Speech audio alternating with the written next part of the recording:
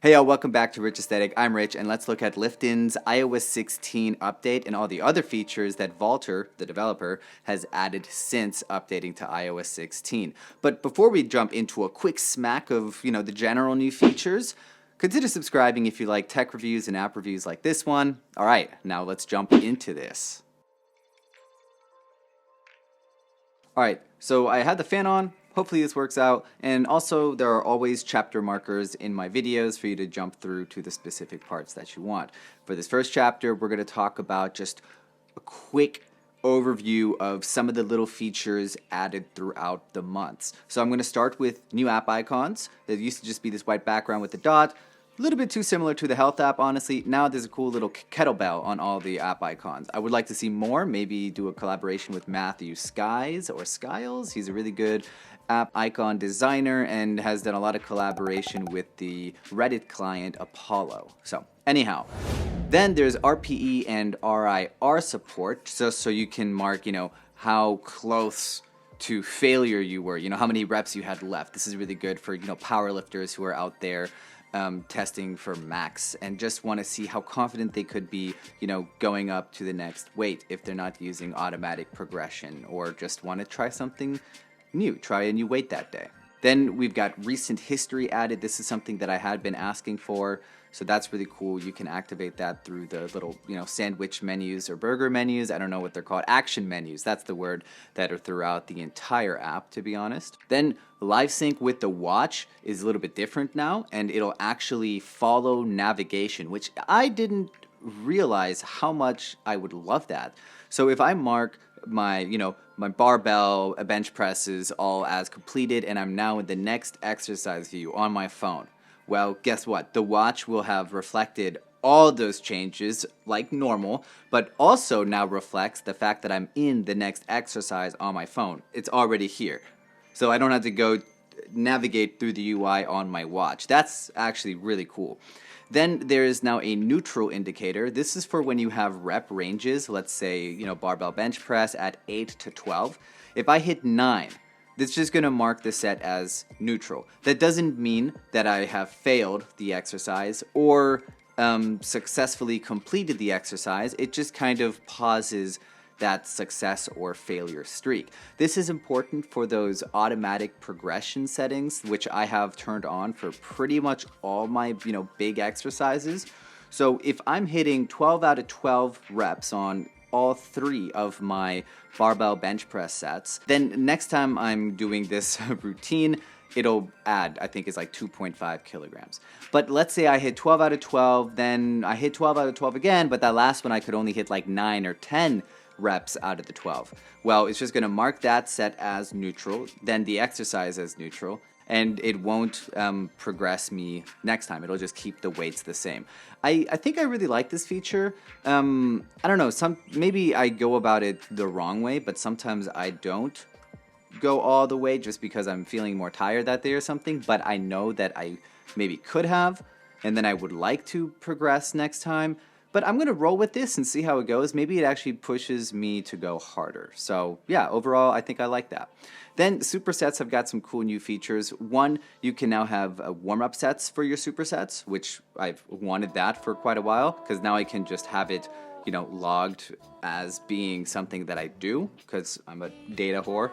Then also you have rest timers. So after you've completed all the sets in the superset, you can have the rest timer go off. Or you have choices, right? You can actually have the rest timer go off after each set. Now, for a superset, that's not usually what you do, but I guess you could have like a 10-second rest timer in between just for you to, recuperate yourself a little bit. That might actually make sense. For example, like if you're going from an overhand grip to an underhand grip, an overhand grip to an underhand grip on a barbell row, maybe, 10 seconds just to give your back a moment as you reset your lower lumbar spine area, just so that you're not, gonna fatigue here too fast. That could be a good use for that. But overall, I would just use it to give yourself a minute after the whole superset is over. But yeah, to each their own. Then lastly, there's this Discover tab that has been added to the app, and that's pretty cool. It's very good for like newbies to the app as well as newbies to the gym to just kind of get an overall feel of the different features of the app, how to use them.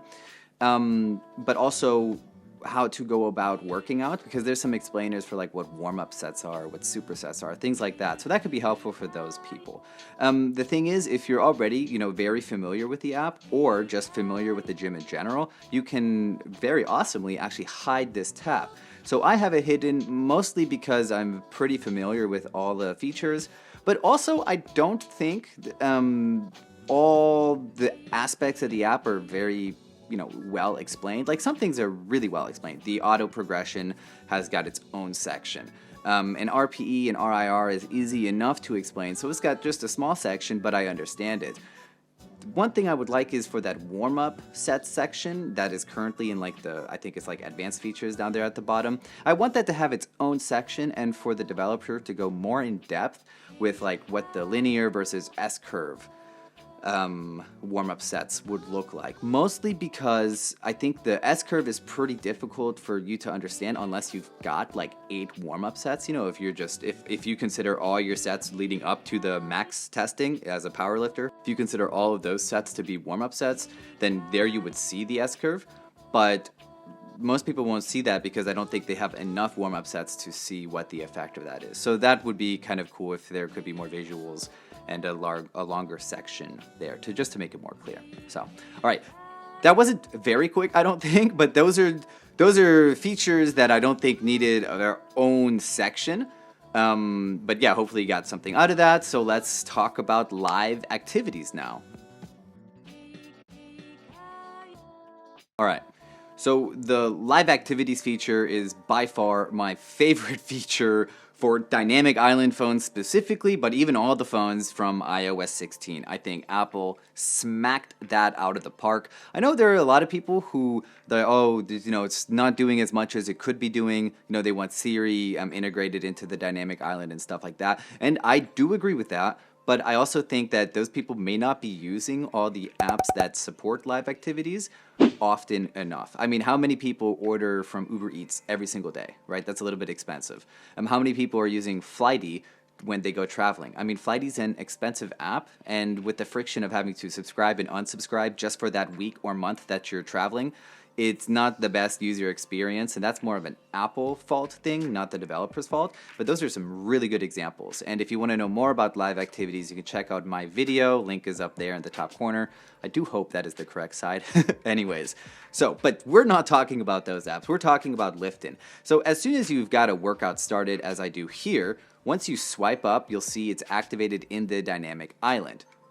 But it's also activated on the home screen. You can see it right there. So it'll show you your rest timer information as well as the upcoming set information. How many reps is it going to be? Is the weight going up or not? And it'll even tell you it'll even tell you how much weight should be on each side of the barbell if it is a barbell based workout. So I mean, that's just it's orgasmic, honestly. Like, using this in the gym is awesome. And I think this is really cool for people who are not Apple Watch users, because obviously this information is right on your Apple Watch, especially with Live Sync. You've got it all right there. But this allows me to have my phone up on the wall with the Belkin magnet mount that I have. There's another video to that I've made. You can check out that in the same corner over here, not over here. I'm going over that. But I can just, take a quick look. There's my rest timer updating, or there's the set information. It might be faster in some situations. I don't know. There's live activities, I think, is the most transformative thing to notifications on iPhone. And hopefully Android gets that. Not that I care about Android, but yeah. So anyhow, next we're going to talk about drop sets, because oh boy, have I been waiting for that feature.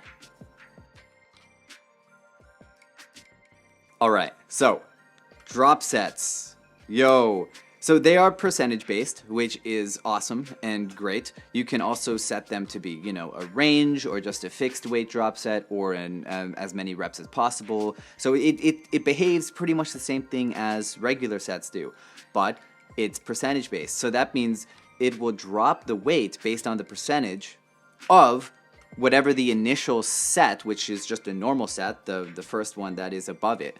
And this is great because Previously, you would have had to just add a bunch of sets and then change the weights yourself, but that just wasn't as convenient. Now, when you change the initial weight, let's say you don't use the automatic progression, or you're just having, more of a tired day, or you're trying to do a deload, so you lower the weight, those drop sets will automatically change their weights too. You can change the percentage too on the go, just like you can change weights, and as you change the percentage, it will also show you what the, reflective weight would be. So this is really, really cool. A couple things about the drop set is that currently the rest timer, if you have it activated for the exercise, does appear after every single set, drop set or not.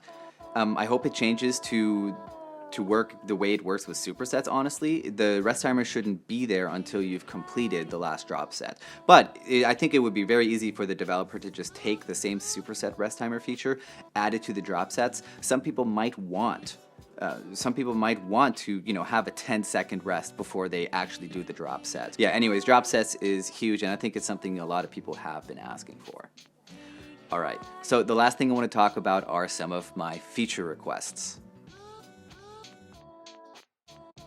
So regarding my feature requests, I'm going to start out with the faster ones. So we can already add exercises while we work out. That's great, but I'd like the ability to also reorder exercises while I'm working out without having to jump all the way out to the edit routine area, reorder them, and then also make a permanent change. I'd like to just have it just for that workout, because sometimes a machine or whatever is being used, right? Okay, so I'll do the next exercise and I'll get back to that one. So I'd like that to be reflected. And then, like I said earlier, more detailed information to how the warm-up sets, the different settings regarding warm-up sets work. That can be explained in the Discover tab, I think. Then lastly here, just for the quick ones, I'd like the UI to be maybe a little bit, reevaluated. I think there are a lot of menus in the app. For example, if you want to add RPE or RIR to the set you just completed, you have to tap and hold on the set to then tap on track RPE or track RIR, whatever you have it set to, and then you can choose the number. I think there's enough space on the block for that set where you could have the number for the reps you just did, and then maybe on the other side you have that RPE number. Tap on that to change the number. That would just make things faster. I know currently you can tap anywhere on the block to track the set, but I don't know, maybe you can divide the tap area on that block in half. Maybe that would work. I'm not a developer, so I don't know. Or just have it so the tap area is just on the dots. So I don't know, something like that might make it a little bit easier to get through the app. Anyways, lastly, this feature request is very specific, but there's something called like a giant set, giant set, to be honest, is also like cluster sets, things like this. So like, for example, for my current routine, which I got from Johnny Shreve, awesome bodybuilder YouTube channel, you can follow him. I'll put the link to his channel down below. But he's got this workout program that I've been doing, and the way you do the barbell bench press is you get 9 sets, but it's really only 3 sets, and then the 2 sets after each of those main 3, those are actually like, they're AMRAP sets, and they're not drop sets, but they behave similarly, or maybe it's more similar to like a superset. So you do like the 8 to 12. You try to hit 12, obviously. Then you give yourself 10 to 15 seconds to rest, and then you try to do as many as you can again. Maybe that's 12. Then the weight's probably too light. But then once you've burned out, set the bar down, wait 10 to 15 seconds again, and then you do that 3rd set. Now, that's just one set actually, but they are marked separately because I want to track if I got 8 to 12 the first time, so that way the auto progression works. I think it'd be really nice if that had like some kind of a set feature. Maybe it could just be built into the drop set, where currently when you have a drop set, the lowest percentage you can set the drop set to is 2.5%. If you could just add 0%, then it's not really a drop set, but that would be nice. I think the only other workaround would be adding an exercise called like as many reps as possible bench press or something, and then creating a superset with the barbell bench press, then that as many reps as possible bench press, and then as many reps as possible bench press 2. You'd have to create 2 exercises. So then it looks more like a superset. That'd be the only way to get that currently. So I don't know if he could add something like that, more advanced set types to add to the current super and drop sets. So yeah, anyways, that is my review of Liftin. I've just been loving this app. The developer is incredibly active and also very responsive if you message him on Twitter, but I corresponded him through email a lot of the time. So I would highly suggest checking out Liftin, and it's just awesome on iOS 16, and I'm excited for iOS 17. Check out my videos in the future. WWDC 23 is literally coming out in a few weeks. It's going live in a couple weeks, so I am pumped for that. We'll be waking up at 1 a.m. to catch that and going back to sleep so I can still make it to work, not like a zombie the next day. And I'm going to have my video on that, overall reflections, opinions and things like that. And I know that Walter will be hot on the heels with a beta on test flight showing off those new features, if there are any, and I hope there are, for him to implement into the app. So, all right, if you want to catch that, consider subscribing, hit like on the video if you did enjoy it. Thanks so much for watching. This has been Rich on Rich Aesthetic, and until the next one, peace.